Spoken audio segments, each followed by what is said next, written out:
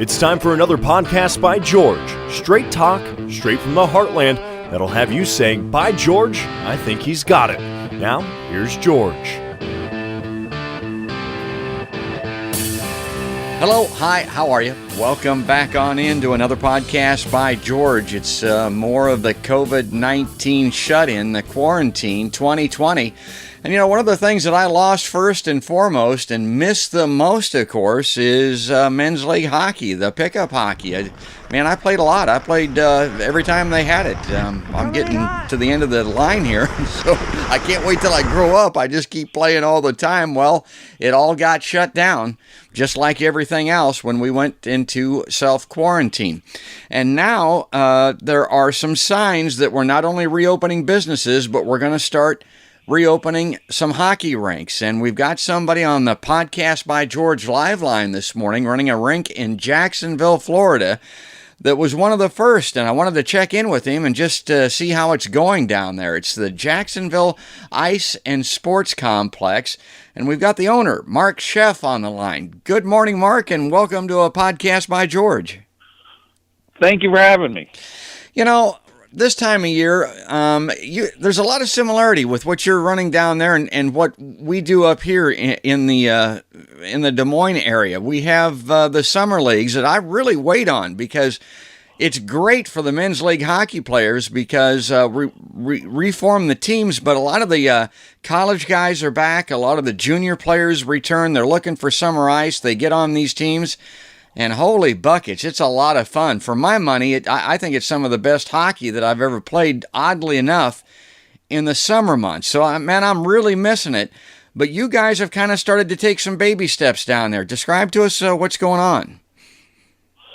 Yeah, well, we are fortunate enough to be in a pretty progressive state of Florida with Governor Ron DeSantis and, quite frankly, probably the most progressive mayor in the country, Lenny Curry. You know, he's the one who opened up the beaches here in Jacksonville about a month ago. He was one of the first to do that. And so, you know, we're all just trying to take that safe path back. We closed down March 18th. We just shut everything down.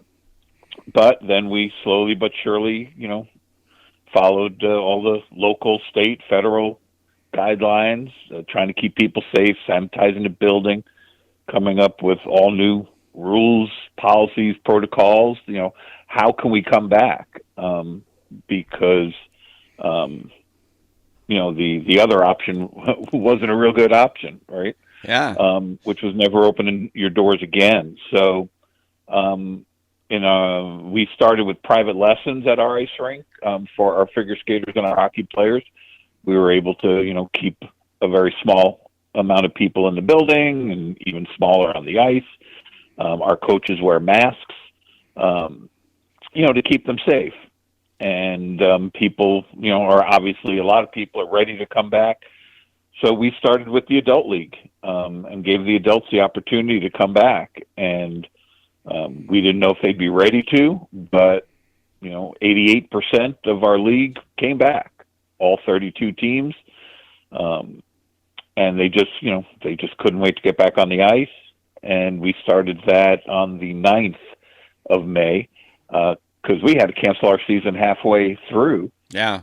And this tomorrow actually is Championship Sunday, so I didn't want them to at least miss out, you know, on the rest of their season. So we started a few weeks ago with the playoffs, and tomorrow we celebrate the end of the winter season, and I believe it's May 31st or June 1st. We're going to start the summer league with the new policies and protocols in place.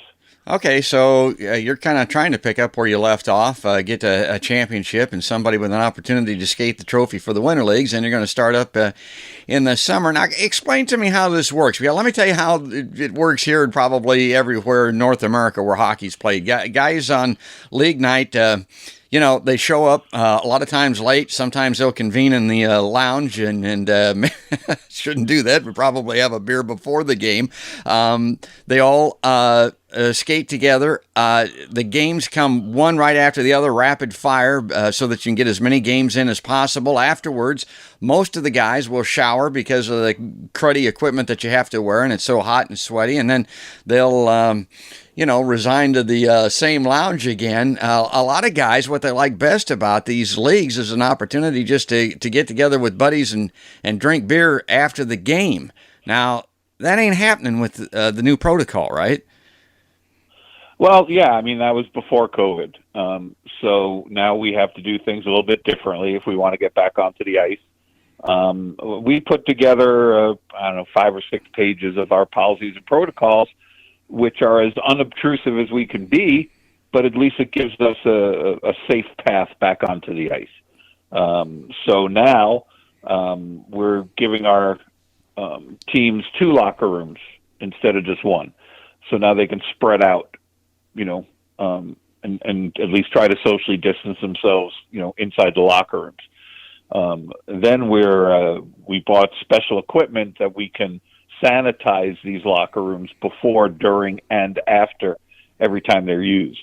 They're called foggers or misters, and it's very simple and very effective. And so we've been able to keep these locker rooms nice and sanitized basically 24/7. On the ice, our referees, all of our staff are required to wear face coverings. Our referees, they weren't quite sure they wanted to do that, but they've been willing to comply, and we purchased electronic whistles so they could actually do their job. What are those, Mark? So, what's an electronic whistle? It's exactly what it sounds like. It's a whistle that is handheld, and you push a button, and it sounds like a whistle. Oh. It emanates a loud whistle noise because we felt it was important to wear the masks. And then, of course, our staff came up with, well, how are they supposed to blow the whistle? Mm-hmm. And I was like, good point. Yeah. And then, lo and behold, welcome to the 21st century. There are electronic whistles out there. So went to our friend Amazon, and about a week later, I had a dozen electronic whistles. Wow. We have encouraged the players to wear some sort of a face covering, whether it be a shield on their mask, whether it be a gaiter, something new to me, but almost like a turtleneck without the shirt that you just kind of pull up over your mouth. Some are, some aren't. That's their personal choice. Personally, I think that it's going to become part of the day-to-day for the next year. But, it's not mandatory at the rink. We've also separated the games by 45 minutes as opposed to, one gets off, you cut the ice, you get back on. Now there's 45 minutes in between the end of one game, beginning of the other, and that's all programming so that we can control how many people are in the building. You don't have that congregation in the hallways or in the locker rooms.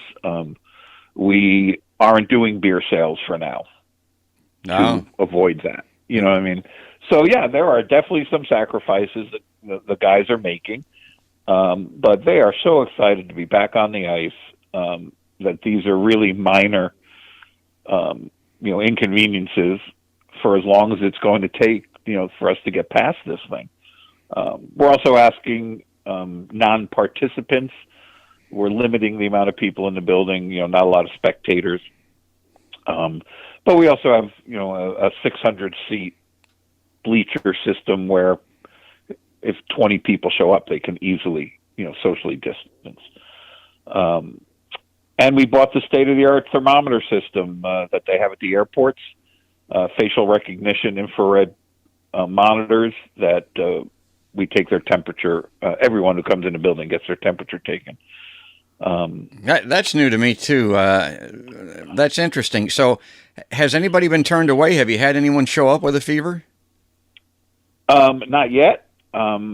sometimes you have to ask them to, the technology isn't perfect, but you ask them to step to the side if we have it set at 100.4. And if you register higher than that, the monitor blinks and turns red and does all these fun things. And sometimes it's just, maybe they came in from outside. Maybe they ran, So you got to give them a chance to kind of settle in. Yeah. And then we also have the handheld thermometers. So we haven't had anyone that's been turned away yet. At some point, we probably will. But everyone gets monitored. It's a facial recognition, so all of our employees have to do it as well. It's also set up so that it does recognize the person. So we have a record, so if anyone were to ask, we could say, oh, well, this employee was here on these days. We took their temperature. This is what it was, Yeah. This is why we sent them home, So it has some safeguards as well, just from an HR standpoint. So how many game nights have you had now? Well, we were trying to make up as many games as we could. So starting May 9th, we've been playing every night and all day on Saturday. So Well, there have been no days, been no days off because, like I said, we wanted to get in as many of the games. We couldn't make up all of them, of course. Now, the reason I asked that is that's a pretty good little barometer or test. Has anybody reported back to the rink that they've gotten sick? No. And, you could argue it's too soon to tell or we're going to find out soon enough. But our governor, our mayor have daily press conferences. Florida, in for whatever it is that we're doing here, whatever it is that they've done, we're just not we just simply weren't hit as hard as places like New York and Michigan, California, Washington, and you would think we would. We had the Super Bowl here. We have Disney World, Universal Studios. We have 3 major cruise line hubs, but Florida just hasn't been hit hard. They've mitigated really well. Our county is also not been hit hard, which is why he opened Jacksonville probably, 6-7 weeks ago when he did the beaches. He had those. I don't know if you saw the UFC pay-per-view. He's had 2 of those in our arena here. No spectators, but sporting events. Right. And yesterday, the governor and our mayor got together and had a joint press conference, and they announced that Florida is now open to all youth activities. They've lifted all restrictions on youth camps, sports, and they haven't even really put out specific guidelines.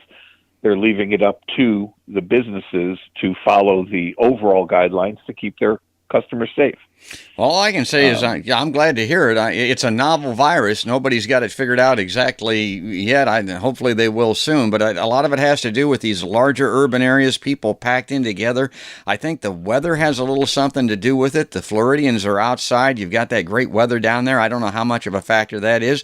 And, of course, where we're at, we've got these industries, these meat packing plants, as an example, with people jammed together elbow to elbow. And the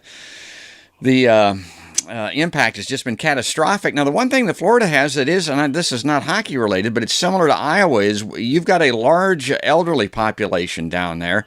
We've got a lot of people in nursing homes up here in Iowa. Is the same true in Florida? And do you know what's the impact been in those facilities?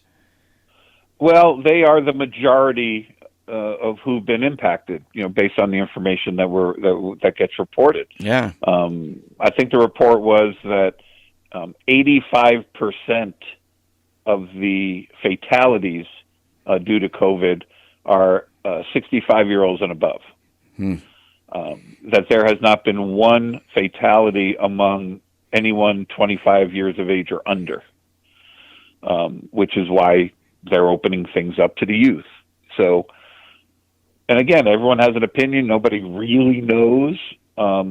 Children don't seem to be as negatively affected as adults.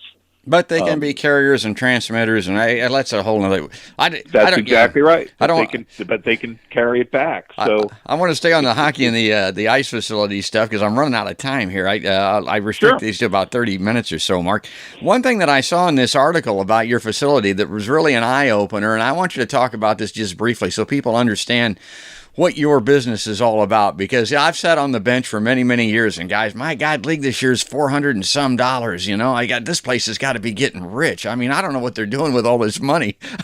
I saw some statistics, some information on what it costs to operate a hockey rink, an ice rink like yours. I mean, it's mind-boggling, and particularly for a private operator like you that doesn't have the government involved in it. Tell us about the expense of running a hockey rink. Yeah, I mean, this is not my background per se. I've been doing it now for about 13, 14 years, but I feel sometimes like it's the best kept secret. It's exactly what you said of just what it takes to keep an ice rink open. We have a 100,000 square foot facility. Used to be an old Sam's warehouse, so the previous owner converted it into an ice rink. And the majority, I think, of our customers think the way, like you just said, it was like, guys, these guys must be making money hand over fist. And it's just not the case. Our bills are somewhere in the $225,000 to $250,000 range a month. That's overall expenses. That's all the money that goes out, during the course of a month. Rent, utilities, payroll. Our payroll is huge. Our payroll is somewhere in the $1.2 million a year. It's a huge facility. To keep people safe, to keep the ice maintained. All rinks across North America closed, right? It's somewhere in March. Some just took their ice out because they knew it was going to be a while. Because again, there are expenses involved. Sure. In make sure there's a piece of ice there for when everyone wants to come back and play or practice or, do whatever you want to do on the ice. It's not like a retail store. They have their own issues, or restaurants. I can't just turn off the lights, furlough everyone, and then wait it out. So we did continue to pay all of our employees. We had to pay our electric bill. That's approximately $15,000 a month, which is not bad. Many rinks are 3-4 times that, depending on their ice plant. You've got rent you have to pay. My landlord had no intention of not collecting his rent. Liability insurance, all the health insurance, all the insurances. So there's a lot of expenses involved. Yeah. I can speak for the privately owned rinks around the country. We are not getting rich. We do not do this because of the money. And we're not set up, most of us, to survive 2, 3, 4 months of being shut down. So you're going to see a bunch of rinks close. The city-owned rinks, municipal rinks, as you pointed out, educational, like the rinks that are sponsored by colleges, universities, they're going to be fine. They always have the money to do what they need to do. But privately owned rinks, we're running out of money. And the PPP, which many of us got, some of us didn't, that's only good for your payroll. Right. And so I'm paying people to not work. Right. But I still don't have any revenue coming in, and quite frankly, I personally, I opened basically May 9th, right, bringing the adult league back, but I haven't brought any revenue in because that was all money that was already collected. I've had to refund more money than I've brought in. Yeah. Right? Because we've already collected those fees. And we were not able to refund or credit their accounts, dollar for dollar. But the guys have been, they've been terrific, and they understood that we're all in this together. And after 2 months, there's just kind of no money in the kitty. And so, you do your best to survive, and you really count on the community that you build, as we do in the ice rink. The hockey community is very strong. The figure skating community is like a family. And we're going to start public sessions and group lessons June 1st, June 2nd, something like that. Actually, we start our public ice skating on Memorial Day, on Monday. And so we'll see if anyone's coming back, right?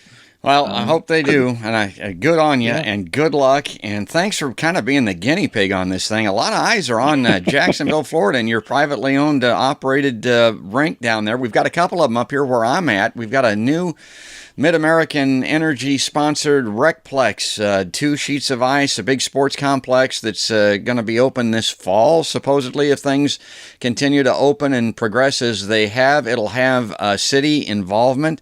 And what will happen to the private operators at that point with the other rinks, I have no idea. Is there any opportunity for you to partner with your city or your county down there, particularly because there's so little culture for ice sports in Florida? That's just not a possibility for you. There is, but city government is city government. Yeah. To some extent, it's what's in it for them, and again, there is not a great deal of money involved, and it's a very expensive. That sounds like a magnificent facility. It also sounds like, if it's being built from the ground up, about a $20 to $25 million facility. Yeah, you know your business. Yeah, yeah. So that's do the math. Yeah, that's a tough nut. I'm getting ready to build a new facility myself. So the question is, do you build from the ground up? Do you retrofit a warehouse? Do you get assistance from the government? But look, $20 million, $25 million is a lot of money. That's real money. Investors, right? The investors want their piece, and the bank is going to want their piece. And you already heard what the expenses are. And the bigger the facility, the bigger the expenses. So yeah, it's you got to love it, and you got to surround yourself with people who love it. And I certainly wish you guys in there, the best of luck. It's going to be, people are going to come back. It's going to be slow, so everyone's just going to have to work together, keep each other safe, and, we'll weather it. We'll get through it. Remember, it's a 20,000 square foot sheet of ice. There's only 14 guys on it at any given time. We'll be okay. Oh, that's a great wrap. I end with some optimism there. I really appreciate you coming on Podcast by George. Folks, thanks, George. That's Mark Sheff. He's the Jacksonville and Ice Sports Complex owner-operator down there. He reopened as soon as he thought it was safe. It sounds like it has been so far. They're kind of taking incremental baby steps with this thing. Let's hope that it keeps building, that it keeps rolling, that he keeps his facility going down there, and that's the model that a lot of folks can aspire to around North America, really. That's going to wrap it up. That's going to do it. I hope you enjoyed this little peek into ice arena operations and the reopening under the COVID-19 pandemic. That's another podcast, folks. Bye, George.